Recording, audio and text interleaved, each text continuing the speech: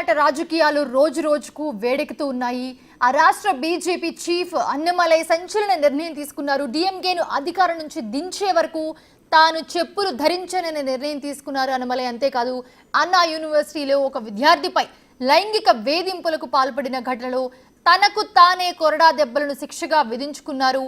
రాష్ట్రంలోని చెడు అంతమైపోవాలని మురుగన్కు తన మొక్కు చెల్లించుకుంటున్నారని చెప్పి ఈ మొక్కు చెల్లించుకున్నారాయన.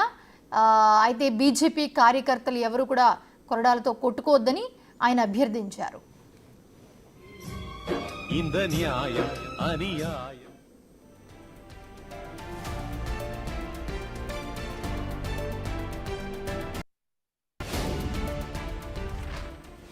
రైట్, ప్రస్తుతం చూస్తున్నాము అన్నా యూనివర్సిటీ లైంగిక వేధింపుల కేసులో బాధితురాలికి న్యాయం జరిగే వరకు కూడా వదిలేది లేదంటూ అన్నమలై తనకు తానే కొరడా శిక్షను విధించుకున్నారు.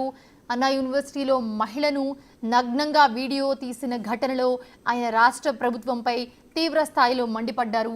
డిఎంకే ప్రభుత్వంలో మహిళలకు రక్షణ లేకుండా పోయిందని ఫైర్ అయ్యారు ఆయన. అసలు విషయాలను వెలుగులోకి తెచ్చి అందుకు బాధ్యులైన నేతలు వెంటనే రాజీనామా చేయాలని కూడా డిమాండ్ చేశారు.